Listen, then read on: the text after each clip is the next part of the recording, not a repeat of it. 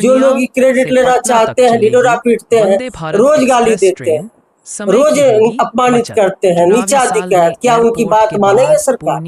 ये तो स्पष्ट है। वंदे ये भारत तो जो ट्रेन की समझने वाले सौगात लोग मिल हैं, रही है।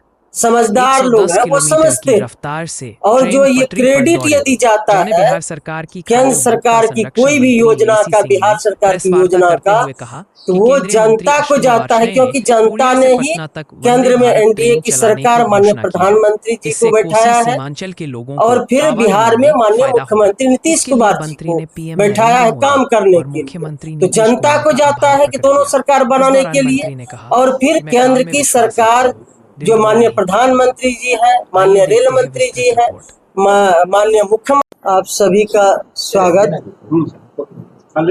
आज के इस फ्रेश वार्ता में हमारे साथ बगल में बाईं ओर बैठे हैं जनता दल यूनाइटेड के जिला के अध्यक्ष आदरणीय प्रकाश सिंह पटेल जी, और आप लोगों के बीच कुछ विशेष जानकारी देना चाहती हूँ कि कल देश के यशस्वी रेल मंत्री आदरणीय अश्विनी वैष्णव जी ने माननीय केंद्रीय मंत्री आदरणीय ललन बाबू, आदरणीय उप मुख्यमंत्री बिहार के सम्राट चौधरी जी, आदरणीय राज्यसभा के सांसद और जनता दल यूनाइटेड के राष्ट्रीय कार्यकारी अध्यक्ष जी के साथ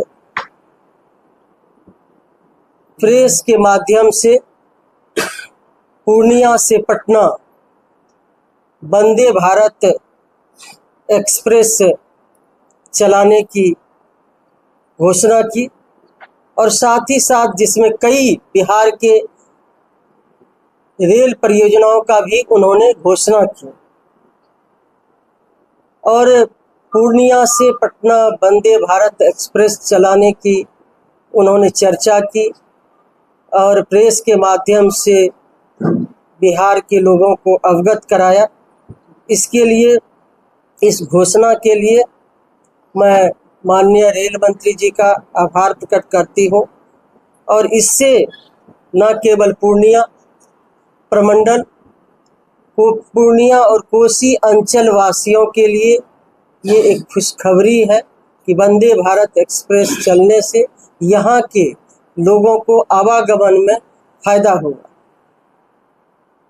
इसके लिए मैं रेल मंत्री जी का आभार प्रकट करना चाहती हूँ, और साथ ही साथ देश के यशस्वी प्रधानमंत्री आदरणीय नरेंद्र भाई मोदी जी का भी आभार प्रकट करना चाहती हूँ। साथ ही साथ बिहार के लोकप्रिय मुख्यमंत्री आदरणीय मुख्यमंत्री श्री नीतीश कुमार जी का भी आभार प्रकट करना चाहती हूँ। लगातार हम लोगों ने प्रयास भी किया, और ये डबल इंजन सरकार की एक झलक है। डबल इंजन की सरकार लगातार लोक कल्याणकारी योजनाओं के माध्यम से कई योजनाओं का मूर्त रूप दे चुका है, जिसका ये एक कड़ी है। और मैंने वंदे भारत एक्सप्रेस चलाने को लेकर 26 सितंबर 2024 को माननीय रेल मंत्री जी को से मिलकर पूर्णिया से पटना वंदे भारत एक्सप्रेस चलाने की मांग की थी। फिर दूसरी बार भी उनसे पत्राचार के माध्यम से भी अनुरोध किया था। कई बार उनसे मोबाइल पर बातें हुई, लगातार उनसे अनुरोध की, और साथ ही साथ उनसे मिलकर जनहित एक्सप्रेस सरसी में ठहराव की मांग की थी। अमृत भारत स्टेशन के तहत सरसी और के नगर स्टेशन को विकसित करने की मांग रखी थी, जिसमें कि उन्होंने सरसी में जनहित एक्सप्रेस का ठहराव का निर्देश भी दिया, और 2 फरवरी 2025 से सरसी में जनहित एक्सप्रेस का ठहराव शुरू हो गया। ये सौभाग्य मुझे प्राप्त हुआ माननीय रेल मंत्री जी को। इसके लिए मुझे अधिकृत भी किया गया वहाँ हरी झंडी दिखाकर ठहराव का, और फिर माननीय रेल मंत्री जी का मैं इसके लिए भी उनका अभिनंदन करती हूँ। और वंदे भारत एक्सप्रेस का शीघ्र चले, इसके लिए मैंने लगातार प्रयास किया।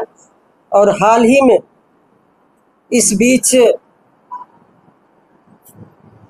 कैबिनेट की बैठक थी और एक निर्णय हुआ कि जितने भी विभाग हैं बिहार में और भारत सरकार से जिस भी विभाग का कुछ पेंडिंग मामला है, उसमें मेरे भी विभाग का कुछ मामला था। और सम्राट चौधरी जी जो उप मुख्यमंत्री बिहार के हैं, उनको माननीय मुख्यमंत्री जी ने भारत सरकार से विभिन्न विभागों के माननीय मंत्री जी से मिलने के लिए भेजने की चर्चा हुई।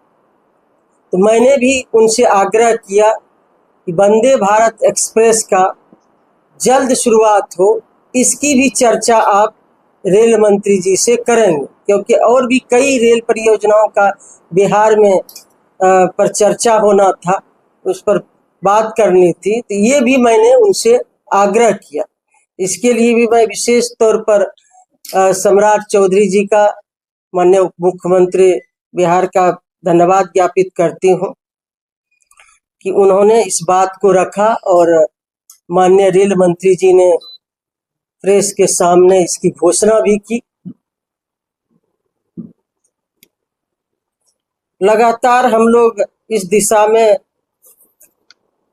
रेल के मामला हो, रेल परियोजनाओं का मामला हो या और भी कोई मामला हो, लगातार हम लोग केंद्र सरकार से जो भी हमसे होने वाला है वो हम लोग लगातार प्रयास कर रहे हैं।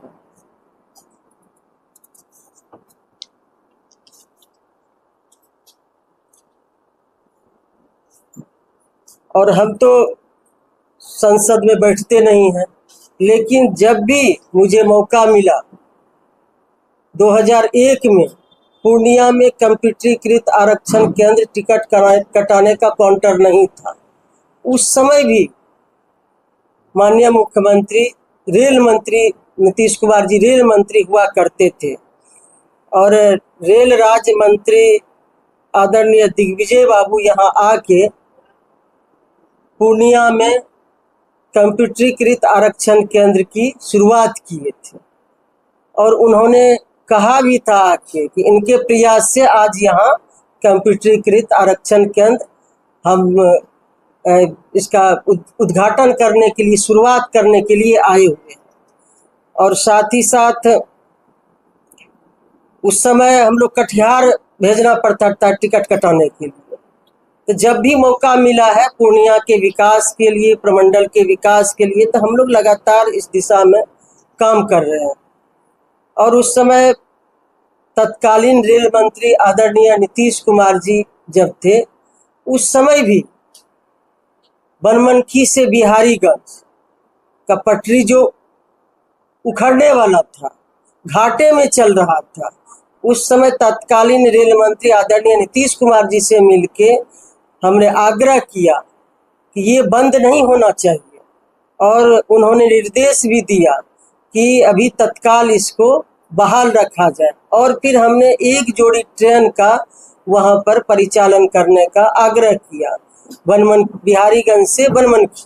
और उस समय माननीय रेल मंत्री नीतीश कुमार जी ने एक जोड़ी ट्रेन चलाने का आके शुरुआत भी किए थे। तो साथ ही साथ सुखसेना हॉल्ट का भी स्वीकृति दिए, आके उद्घाटन किए।